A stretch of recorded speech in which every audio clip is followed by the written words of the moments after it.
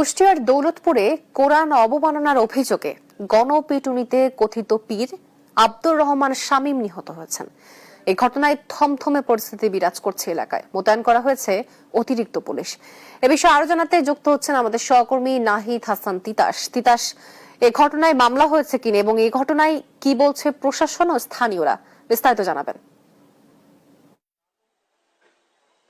তো আসলে গতকাল 2:30টার অর্থাৎ দুপুরের পরে বিক্ষুব্ধ জনতা কথিত পীর শামীম জাহাঙ্গীরের দরবার শরীফে হামলা চালায় এবং এ সময় ব্যাপক পরিমাণ ভাঙচুর এবং অগ্নিসংযোগ করা হয়। এই ঘটনায় কিন্তু গণপিটুনিতে কথিত পীর যে শামীম জাহাঙ্গীর তিনি কিন্তু নিহত হয়। এই ঘটনায় এখন পর্যন্ত কিন্তু কোনো ধরনের কোনো মামলা হয়নি। পরিবার বা তাদের পীরের যে অনুসারীরা রয়েছে তারা কিন্তু কোনো অভিযোগ বা এজাহার জমা দেয়নি, তার কারণে কিন্তু কোনো ধরনের মামলা হয়নি। আমি রয়েছি কুষ্টিয়া জেনারেল হাসপাতালের মর্গে অর্থাৎ লাশ কাটা ঘরের সামনে। এখানে কিন্তু কিছুক্ষণ আগে যে পোস্টমর্টমের কার্যক্রম শুরু করেছে চিকিৎসকরা, যে পীর শামীম নিহত যে পীর শামীমের, এবং পোস্টমর্টমের পরেই কিন্তু যে ফিলিপনগর এলাকা দৌলতপুর উপজেলা সেই ফিলিপনগর এলাকায় কিন্তু মরদেহ নিয়ে যাওয়া হবে। তারপরে সিদ্ধান্ত হবে আসলে কখন জানাজা হবে এবং কখন মরদেহ মাটি দেওয়া হবে এই প্রক্রিয়া। এরপরেই সিদ্ধান্ত হবে পরিবারের পক্ষ থেকে যে আসলে তারা মামলা করবে কি করবে না। এখন পর্যন্ত এলাকার যে পরিস্থিতি, আমি যে খোঁজ খবর নিয়েছি এবং স্থানীয়দের কাছ থেকে, একেবারে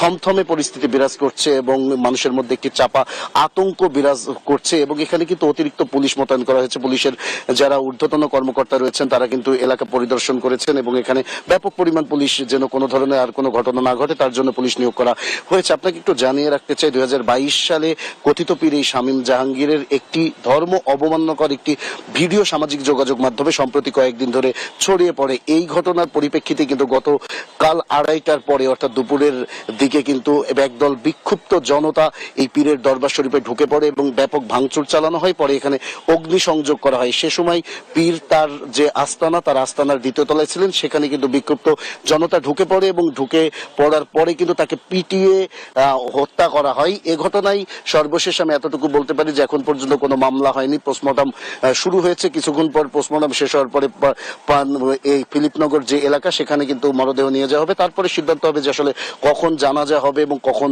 মরদেহ কোথায় মাটি দেওয়া হবে। তারপরে পরিবার সিদ্ধান্ত নেবে আসলে মামলা করবে কি করবে না। এই ছিল কুষ্টিয়ায় পীরের দরবারে হামলা এবং অগ্নিসংযোগ, ভাঙচুর ও নিহতর ঘটনা নিয়ে আমার কাছে সর্বশেষ খবর। তো তিতাস, আপনাকে ধন্যবাদ। দর্শক, কুষ্টিয়া থেকে আমাদের সাথে যুক্ত ছিলেন সহকর্মী নাহিদ হাসান তিতাস।